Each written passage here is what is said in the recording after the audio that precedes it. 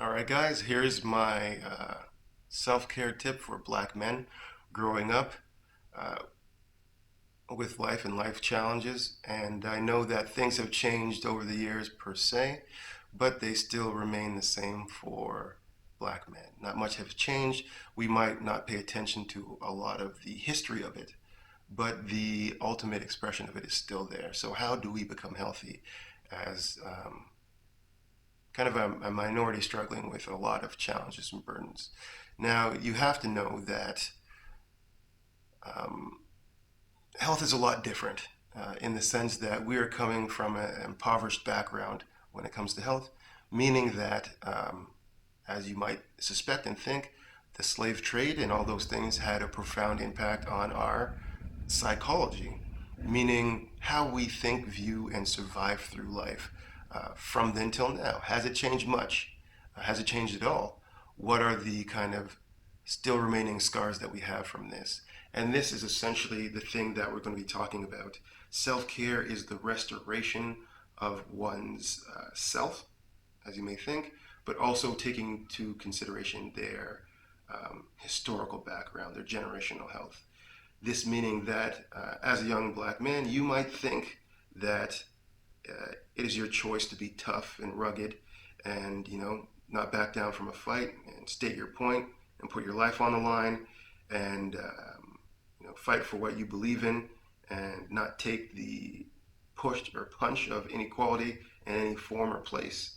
And, you know, having lots of ladies that adore you and will do whatever you want kind of thing is very much a choice that you make or something that is a positive because that's what we see reflected to us most often in adult men in whatever videos or TV shows or movies or stuff that we see. This is incorrect. Now, this is not even a choice, actually. It is the playing out of a psychology that has been born from impoverished years of slavery. That is the absolute fact. There really is no denying that. Now that we know that and we are clear, we want to say, well, who would we be without these things? Did it ever kind of cross your mind that the statement that people make about black people is that they're angry? Angry black person. Always angry about something. Very aggressive looking. We are afraid of that. What does that really mean? That means we have never felt in a place where we feel comfortable. hmm So when somebody's in a place, any human, where they're not sure of if they're going to be received positively or negatively, wherever environment they go in, they must be on guard. This on guard, after a certain while of novelty, of kind of thinking that it would never happen, loses its charm and you then become reserved. You become expecting. You become on edge. You become willing to express your frustrations with this thing. Thus, we say somebody is angry. Also, a thing that goes along with this is hypertension. If you are angry and you are stressed, your blood pressure will be higher. Your heart will have to pump harder. The things that affect you will be those things that affect stressed people. Now, ultimately, it's very important to know, not just black men, but most minority cultures also have the strongest preposition to mental health disorders because of the style of pressure and reality surrounding their lives. And it's important that we know that this is a challenge. So when you feel frustrated and annoyed and upset and taken advantage of and belittled and all these kind of things, that's probably how you should be feeling. That's the truth. The idea is not to repress it. That'd be terrible. That'd be doing the exact same thing that we've always done. The idea is to express it. Expression is not just the outward unfoldment of anger or frustration or the emotions themselves. It is the learning from these emotions to impart wisdom to ourselves and then towards others around us. Therefore, symboling the courage, strength, pride, determination, and resilience of a black man.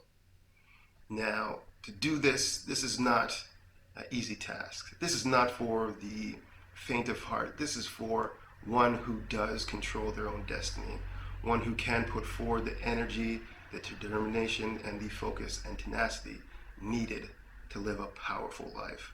Do we have these prerequisites? I would say undeniably so. In fact, I don't think you can be a black person and not embody these very things. This gives us the kind of disciplined advantage of gaining these things. And now to utilize that in a powerful way is our next step of growth. We cannot outgrow the past by not learning from it. We must learn, absorb, and move forward. And to do so, to stand on the shoulder of the giants that created our luxuries. We must honor that with our strength equal and or greater of their dreams, which we now use as our everyday reality. And just because it is better doesn't mean it is what it should be. Therefore, we must continue the march. And as we do so to a self-enlightenment kind of state of understanding that we are more than our external experiences, we are the wisdom we cultivate despite those challenges. This is where we need to go. And to know this, just to have the satisfaction that we are correct in how we feel. However, we can move forward from there. However, we can build on that. And not from the way of perpetuating the same hurt continuously. Does a, let's say, white person or oppressor need to be able to know that they were oppressing for the oppressed to become stronger, to become more wise and more powerful? No, they do not. But the oppressed do need to realize what the cost was of that and how to build on it. And if we see that creativity is one of the things that challenges kind of give as a benefit of. So when you go through a challenge, creativity is rewarded to you from that. Thus, you see a lot of creativity and potential in certain groups. And can we utilize this correctly? We can, but not if we use a model that is not our own model, a model that is too far away from how we know life to be. We are not actually, as people, very monetarily consumed. Although we might have adopted this perception, this is not our perception. Our perception has a lot more to do with community, strength, and bonding, and relationships, and togetherness. This is where we hold our strength. Therefore, pursuing anything other than that will always result in our downfalls. And this can be seen as you might see strong black men in gang affiliations, in friendships and families where they would easily die to protect those people. How can somebody have so much conviction to do such a thing? This is because it is a part of our moral heritage, if we want to call it something. And thus we need to put it in its right place in the sense of community and union and not external expression of anger. So in this way, we can build toward a future that is greater than the one that we're currently seeing. And just because the kind of pressure has been diluted into a psychological structure does not mean that it does not exist. It certainly does. And we're still rebuilding ourselves. Remember, there was 500 years plus of this challenge that we've faced and still counting, and we want to build from those ashes. In a sense, we have to define and divide and create our own path of what our values are based on our cultural heritage, but also what's important to us. And we cannot just adapt what is important to others and use it as our own. It is a personal cultivation of oneself and then uniting that with the collective ability of all individuals to empower and embody this thing. Because we have went through so much struggle, as a result, when people of our descent cultivate strength within themselves as growth, we will all become the same thing. We all amount to a strong, moral individual who lives by a code that is constructive emotionally, mentally, and physically. Therefore, putting the power where it should be, essentially. So we want to keep this in mind. This has been my kind of quick delve into mental emotional health, which is self-care for black young men, and ultimately all people that have been under such pressure.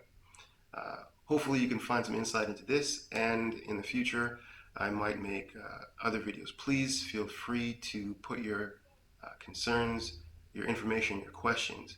Inquiring mind is a growing mind. Make sure you ask questions. If it doesn't make sense, good, ask the question. Are you afraid to be wrong?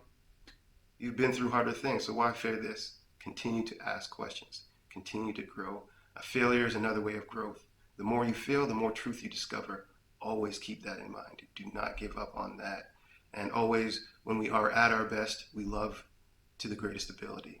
We show that through our actions for others. We may be hurt, but love is not something we throw away. So let's keep that on and keep that going. And please leave your questions and concerns, and I'd be happy to get back to you. You can reach me at noelm at designfitness.ca.